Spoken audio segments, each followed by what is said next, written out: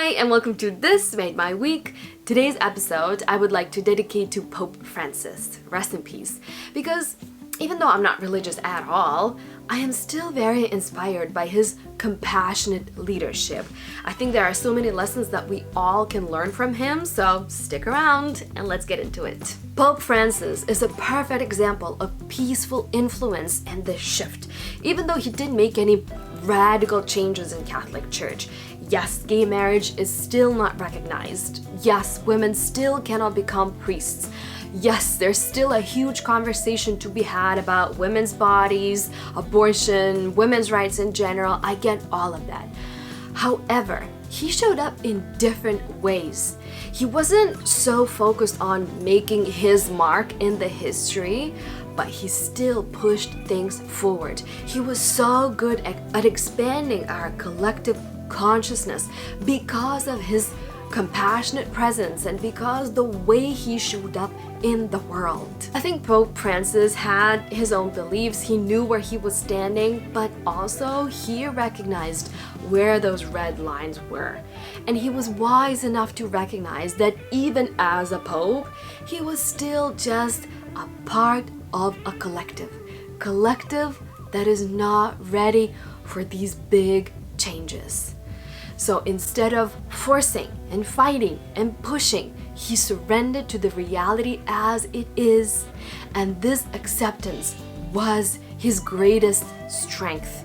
He allowed things to be as they are, and he still kept things moving forward. And I think this is exactly what we can all learn from him. Because in reality, in our personal lives as well, most likely, we won't be able to change our narcissistic boss or a controlling mother and father. We won't be able to change that annoying coworker who keeps trashing, the kitchen or something. Or we won't be able to change someone's morals or political views. And that's okay. We don't have to. We really don't.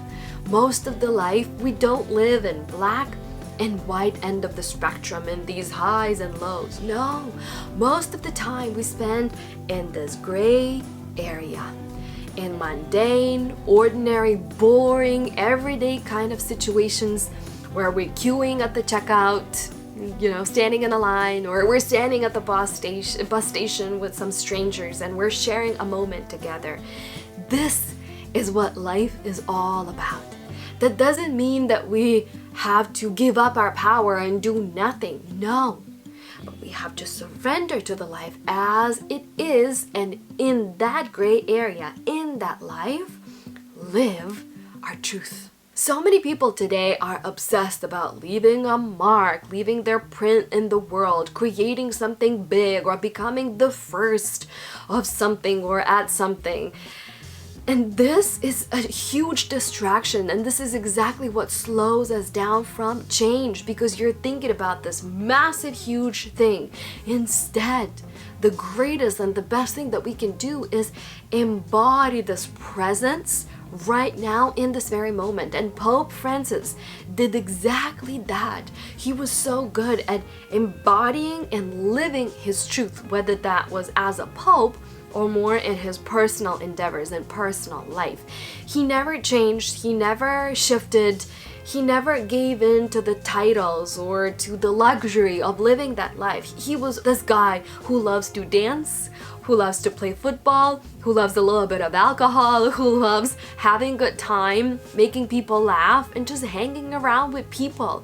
Yes, he didn't make gay marriage acceptable by the church, but he judged no one. That was his famous phrase. He said, "Who am I to judge?" He did not make it acceptable for women to become priests, but he did appoint them in high leadership positions in the Vatican and in the church as a whole. And he did make sure that more women are brought to the table, and then that they are being heard, and that he does listen. So instead of making the change, again, he was living it. He was working together with women. He didn't participate in these long conversations with politicians, but he always showed support for immigrants, refugees, displaced people, for Palestinians.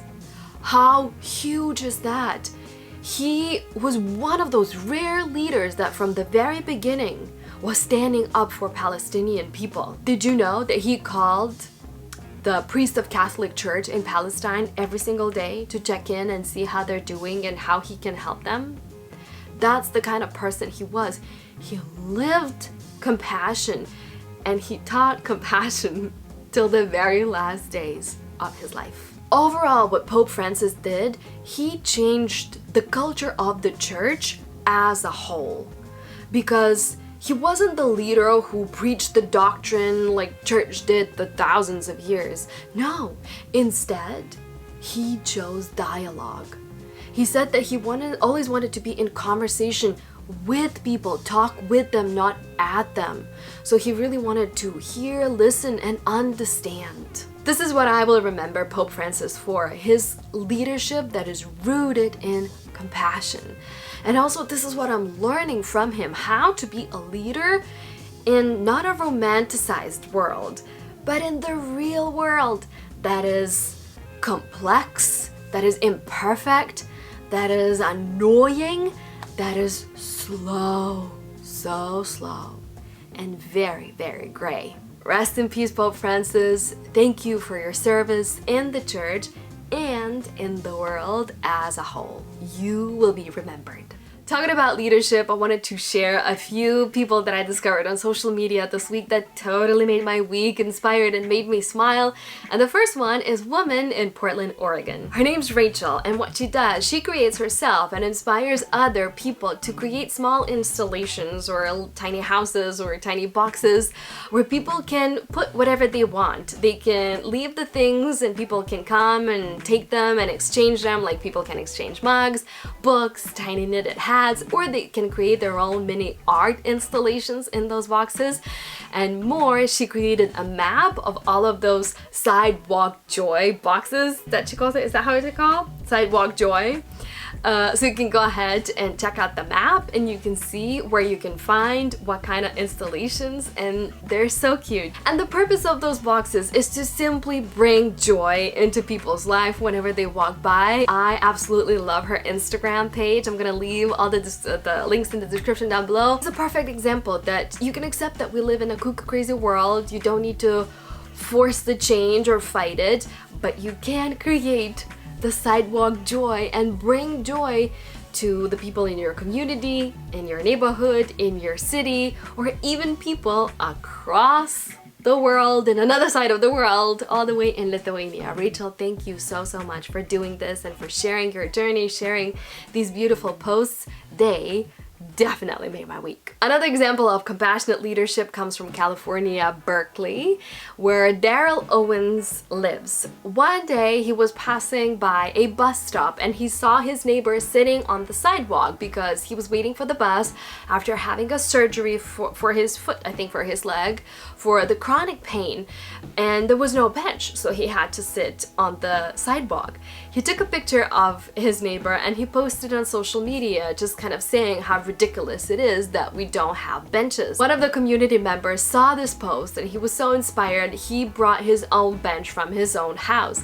His name's Samuel, and Samuel did not stop there. He started making his own benches, and together with Daryl, they collaborated and they started bringing benches into the city and to different areas, and they started posting them on social media, and people went wild and everyone was so inspired by it, and it caught up with the city of Berkeley. So then the city started replacing those donated benches with official city's benches. So the city was kind of gently, I don't want to say forced, but inspired to do their job and provide benches for the people. So Daryl and Samuel created their own website. People basically can report where benches are missing or something's broken, and then they come and either replace it or fix it or build a new one. Such a simple thing, such a huge impact. Do you know how important it is for people after surgeries, for people with disabilities, for elderly people, for moms who carry their toddlers everywhere in their arms and who are exhausted? We need more benches. So Daryl and Samuel, thank you for your compassionate leadership. These stories are a perfect example that the world doesn't need to be perfect in order for us to be and do good. We may not have the best leaders who are making kind or compassionate or moral choices. That's okay. We can do that. Nobody took the power away from us to show up and to be our best versions of ourselves. We can still look each other into the eyes and say, I care. I will be there for you. How can I help? What can I do? I really hope that this video, this take on Pope is inspiring you to become leadership in your own life. First, starting with yourself, being good to yourself, and then others as well. Make sure to make your own week. Make someone's week. Why? Because you can. As always, thank you so much for staying here long enough to watch the full video and contributing your energy and your time to this type of energy, because this is a movement, this is important, and no matter how small you may feel sometimes and incapable of doing anything, you're already doing it. By staying present here, by believing in this type of world, you are already doing it. So thank you. Come back next week for more. I'll see you then. Take care. Bye.